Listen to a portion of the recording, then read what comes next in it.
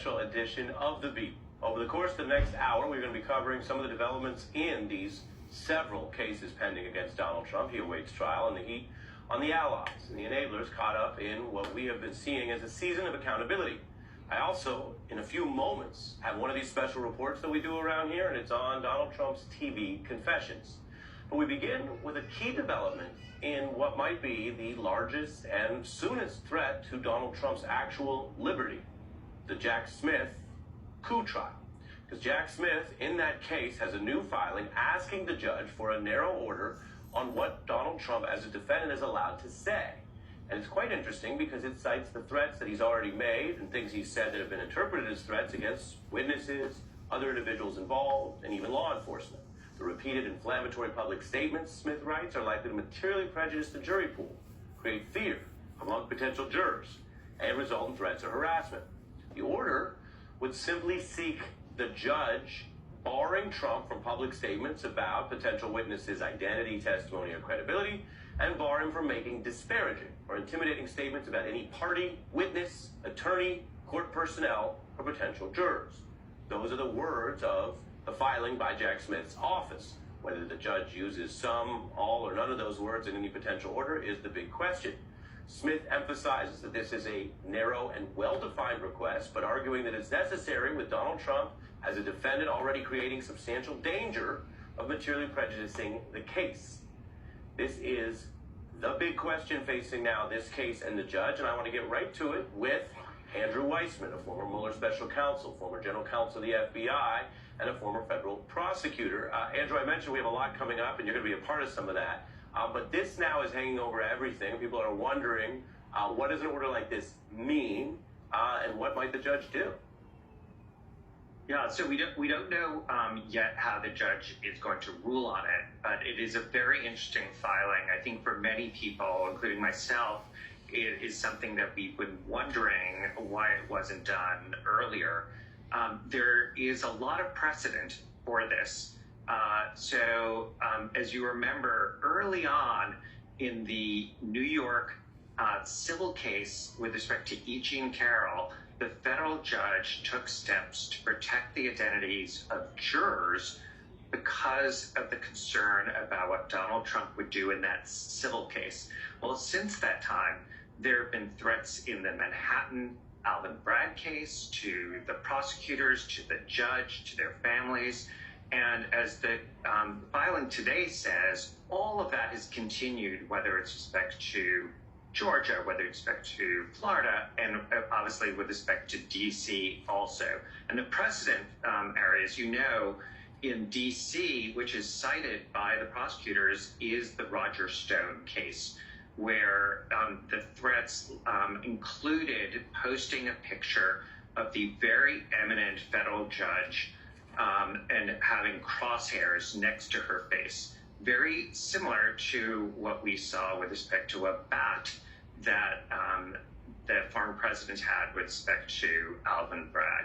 And so what they're seeking is limited restrictions that, by the way, apply to all of the lawyers in the case. And they make that point. They say the lawyers are bound by this. They pointedly say that Donald Trump's lawyer, John Lauro, has violated the local rules on that by making these public statements, and says that Donald Trump should not be able to do what his lawyers can't do and should not be making these statements. And obviously, this has to be taken very seriously by Judge Chutkan because you don't want to see violence erupt. And there obviously is a pattern of actual violence, not just the threats of violence. Yeah, and I don't say this lightly, but you have prosecuted dangerous individuals. In the Eastern District, you dealt with the mafia. When you deal with some of these types of alleged criminal groups, this hangs over it, because this is how they got to where they are. This is part of the power they wielded. I don't want to prejudge the coup case because the defendant, Trump, is presumed innocent, and the case will play out. But it's not new to prosecutors and judges to deal with this. I want to read one more point from the new filing where Smith's office says, just recently, Trump has, quote, spread knowingly false accusations of misconduct against one of Jack Smith's prosecutors in the special counsel's office. Says that they were working on the case in the Florida side of it, the other case there. What is Smith trying to achieve with the specific examples that also kind of run through this filing?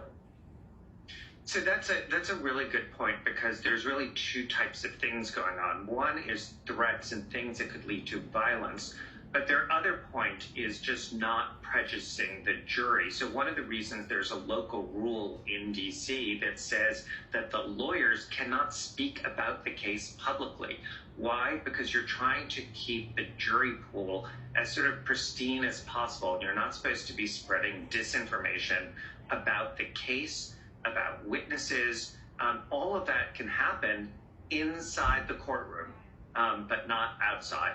And so the thing that you just read is an example of it. Maybe it doesn't lead to violence, but it still is the kind of misinformation that is not appropriate if you're trying to have a fair trial for both sides. And so I think that's the point. It'll be interesting to see what the judge does with this. I wouldn't be surprised if there are certain limitations. Because remember, you can run for president without tainting the jury pool, and you certainly without threatening violence with respect to people. Yeah, I mean, at a basic level, there are free speech issues to be balanced. He is a candidate, but you could run for president without submitting fraudulent bank materials as well. I mean, there are all sorts of rules that involve words, speech, and writing that even those of us who are firm defenders of the First Amendment understand. There's also civil society and law. Andrew, you know this is a special edition. I appreciate you being willing, amidst your busy schedule, to stick around. So Andrew comes back for one of the other items that I mentioned. Right now, we turn to our breakdown. We talked about these limits on Trump. The other news that we're tracking, though, is how, as a defendant in more than one looming trial, Donald Trump is going out there, and he has every right to speak or defend himself and campaign. But what's really interesting, and some of this is quite new and recent, is how he has answered things he does not need to that could add to the evidence against him on criminal intent. These are statements that defense attorneys generally have heart attacks over. I say that with some poetic license, but if you are a good defense attorney and you look up and see your client publicly saying these kind of things, boy, are you going to freak out. Take a recent interview where Trump was pressed about the classified documents. The Smith indictment says he was not authorized to possess or retain those documents, but here's Trump saying he was entitled. I'm allowed to have these documents. I'm allowed to take these documents, classified or not classified. I'm allowed to do what I want to do. I'm allowed to have documents. And frankly, when I have them, they become unclassified. People think you have to go through a ritual. You don't. And this shouldn't even be a case. When I have them, they become unclassified might be the new Trumpian twist on if the president does it, it's not illegal. That was something that Nixon committed as a kind of an admission of his illicit and wrong view of presidential power. But mind you, Nixon did that long after he left office, and he was still talking about what a president can do. There you have Trump implying, and this is bad for his defense in the case, that even as an ex-president, if he has it, it can't be a crime. Legally, that's false. Again, whether he's guilty or not, only a jury can decide. But legally, I can tell you that is not how the classification system works under federal law. And it is pretty specific and pretty clear. And another part of this interview, which you might have noticed, was with Megyn Kelly, who used to clash with Trump and is one of several ex-Fox hosts that he's now sat down with. Trump says some things that relate to whether or not he knew he had to return the documents that the U.S. government and now an independent judge have deemed stolen material. But then there's a bit of a reversal. But once you get a subpoena, you have to turn them over. I know this. I don't even know that because I have the right to have those documents. So I don't really know that. I know this. I don't know this. If you can combine those two sentences right in a row, I can tell you you wouldn't be a very good witness at trial. He doesn't have to testify, but if he did and sounded like that, it would hurt him with a jury.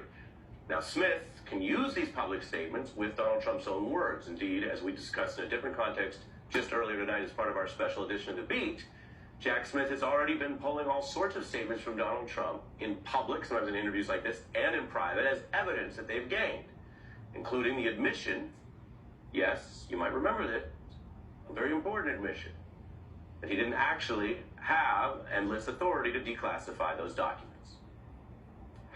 I have a big pile of papers. This thing just came out. Look, except it is like highly confidential. All sorts of stuff. pages long. Look. Wait a minute, let's see.